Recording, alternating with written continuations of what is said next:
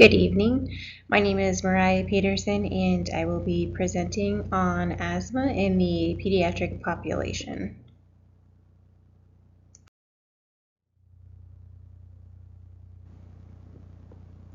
So first, I'd like to start with basically the role of the DNP F&P nurse practitioner. So it's very important within the pediatric population as well as the adult to be able to identify, diagnose, and treat, and also prevent asthma among the pediatric population. Secondly, using evidence-based practice to dictate care, and then making sure that the care in this case is very family and patient-centered, because the family is going to need education on how to manage this. So some environmental factors to keep in mind are things such as pollution, smoking within the family household. And basically these environmental factors cause irritation to the lining of the lungs, causes inflammation and swelling, which then causes mucus production and then causes the airway diameter to become smaller. And within the pediatric population, they already have some airway differences compared to that of the adult, so it's important to keep this in mind. And asthma is the most common chronic disease among non-third world countries, so kind of keep that in mind.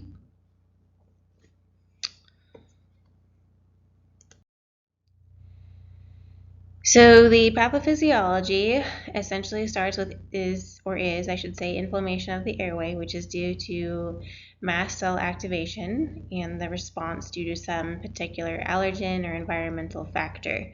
Causes bronchoconstriction and contraction of the smooth muscle of the airway. There's also interleukins, which are triggered and causes inflammation. And then, as we talked about on the previous slide, due to the inflammation, there's increased mucus, which causes plugging and narrowing, and you'll see that more in severe asthma. There's also airway remodeling, and that's essentially when there's been damage to the epithelium cells in the airway, and it causes fibrotic thickening, which then in turn increases or causes bronchial hyperresponsiveness and narrowing. And again, you'll see this with severe asthma. Some genetic considerations to keep in mind. So it is a phenotype that can be inherited. There are epigenetics, which, as we know, are environmental factors. They can play a part and either turn a gene on or off. Males seem to be at greater risk. And then there's also a genetic predisposition to develop specific IgG-E antibodies. So some risk factors to keep in mind: poor control of maternal asthma, the child's at greater risk. Having a C-section because they don't get that essential vaginal squeeze and then the flora from the vagina. Maternal age of less than 30 increases the risk.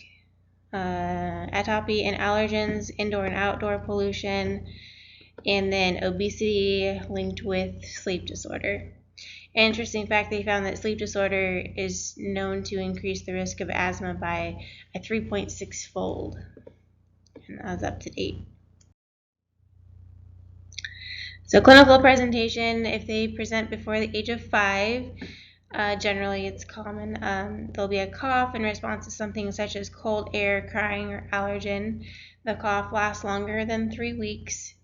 There's wheezing due to obstruction of airflow, and then they also are known to have frequent respiratory infections. So most common allergens that you can think of are, household dust, rodents, pet exposure, pollen, mold, surprisingly nitrogen dioxide, so gas stoves, asking about what kind of heating they use, stove they have in their house, perfumes, a lot of room deodorizers and candles, warmers, those things. So kind of key things to ask the parents about. So the history and physical. So as a provider, you need to focus on the symptoms that the child is presenting with. I included this little chart here. I thought it was helpful. Kind of runs down as the questions that they essentially need to answer yes to, or the parents need to answer yes to. And it kind of helps create a little protocol to kind of help you if you suspect it. Any environmental factors such as social and family life need to be addressed. So again, are there smokers in the household? If they are smoking, is the child exposed to it? So educating, even vaping, so things like that. And then recent visits to the emergency room where possible asthma meds were given, and then if they were given, did they have any relief from that?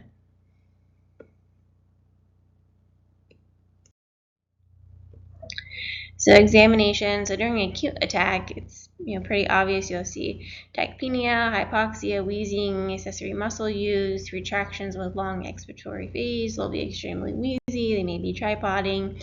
That's pretty obvious there. For that would be immediately send them to call an ambulance.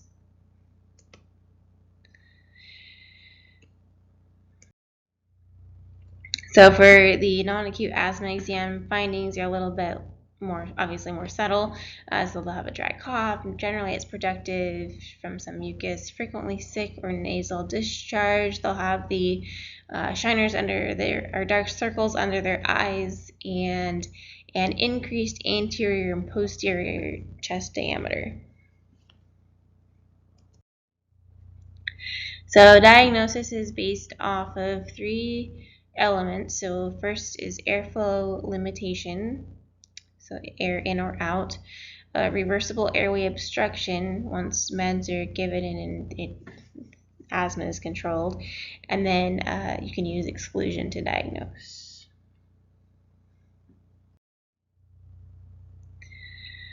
So some tests to use based off of the 3 elements. So the use of a spirometer if a child is 5 years of age, because they have to obviously be able to go into that.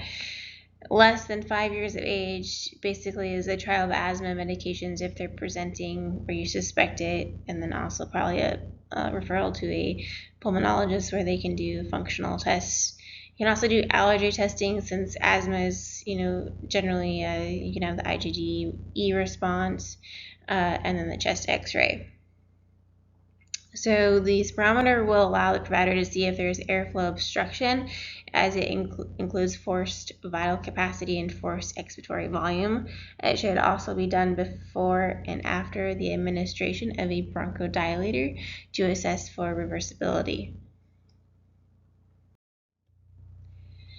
So considerations and findings. So oftentimes these kiddos will miss school frequently.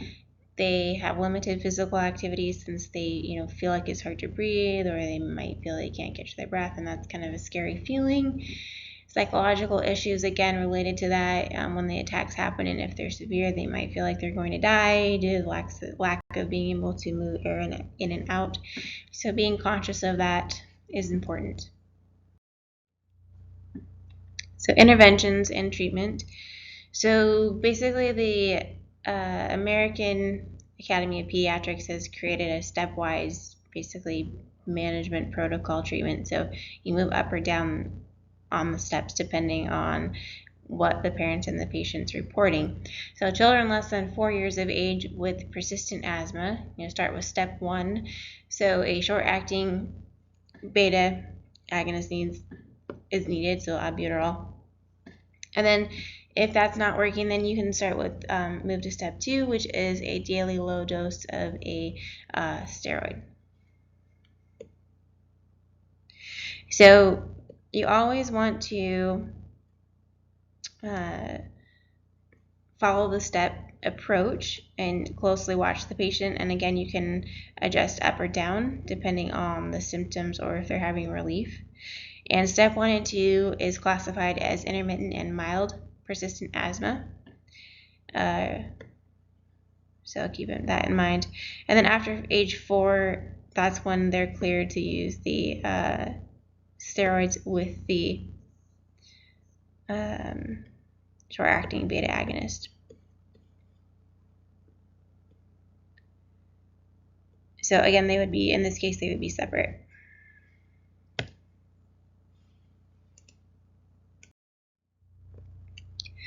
So interventions and treatment, children 5 to 11 now. So step 1, it's going to be a short-acting beta agonist with a steroid. So they're going to be used in combination. And then if you have to go to step 2, it's going to be a short-acting beta agonist with a low-dose steroid, and then a newer medication, a leukotriene receptor agonist, which acts as a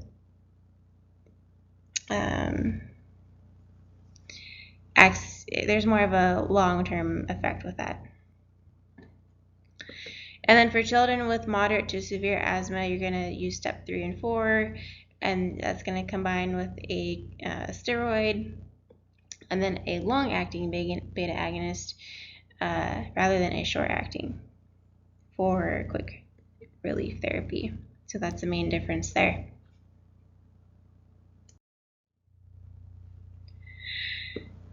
So albuterol is going to be your short-acting, and that's going to be 90 micrograms per puff, per 2 puffs up to every 4 hours.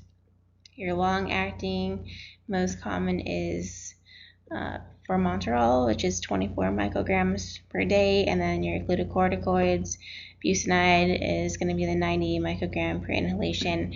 And then if they're using that, you want to make sure you educate to rinse out their mouth after each use because they can develop thrush. And then just a little process on how that works. The short-acting works on the smooth muscle in the airway, and the steroid, it basically enhances the short-acting beta agonist response. So some non-pharmacological things to consider. So the exhale acronym by the CDC. So that's to educate, extinguish smoking or exposure, home, so reduce asthma triggers, achievement, medical management if needed. L is going to be linking the coordination of pediatric and family care. And then the last E is going to be environmental, so reducing triggers. So some of these, just basic education, use pillowcases specifically that combat dust mites. They may confirm mattress covers too. Frequent cleaning and dusting. And then obviously no smoking. So health protection. Within the United States, there's roughly 6 million children who have asthma. So again, education to parents is needed. Education on how to reduce triggers and medication management if a child does have asthma. I know there's a lot of times I see kids that come in the ER and their parents have just let them kind of go at it with that albuterol inhaler, and they're already having trouble breathing and their heart's racing with all the albuterol that they've been puffing on. So making sure that they have good understanding of that is important. Asthma is controlled if it's basically if they're having one asthma attack a year, or less than one asthma attack a year, excuse me.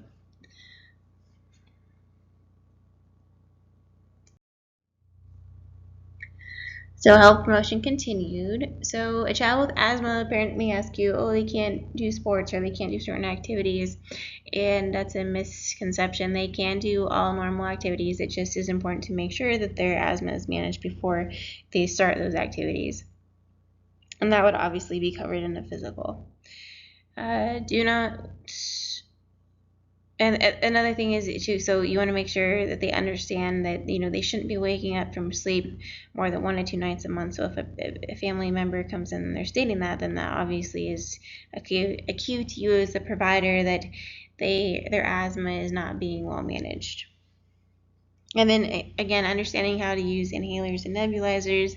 I had one patient come in the other day and they were using hydrogen peroxide in their nebulizer, thinking that would help in some way. So just really making sure patients understand how to correctly use those, including the spacers if they're needed. So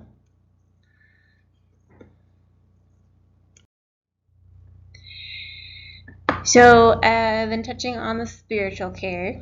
So having compassion, as I always state in most of my PowerPoints, Jesus states in Matthew 19:14, "Let the little children come to me." And I know that pediatric patients oftentimes aren't the most or easiest patients to deal with at times. It's hard to get a good assessment on them. It's hard to get a good history from most parents. Most of the time it's very scattered and there's holes in the history.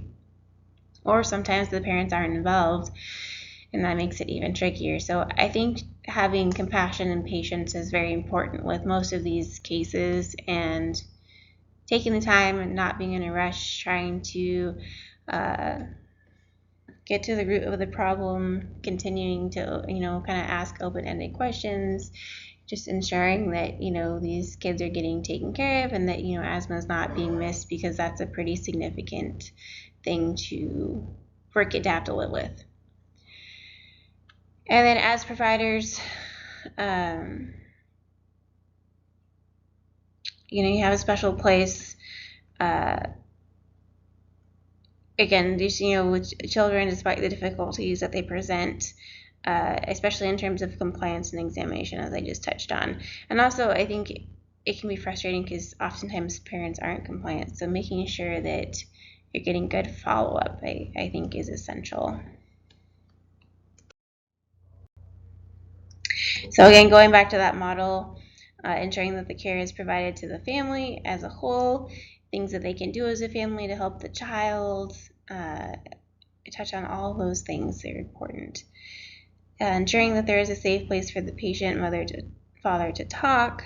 They may have concerns or ideas that may be cultural, so being able to talk to them, making sure it's in a non-judgmental way so that they feel safe.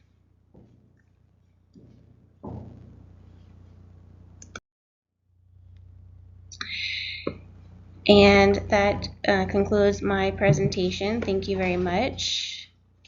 Next slide, I'll show my references.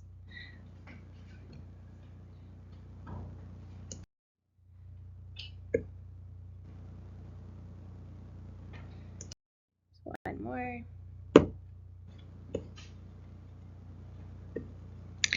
And thank you.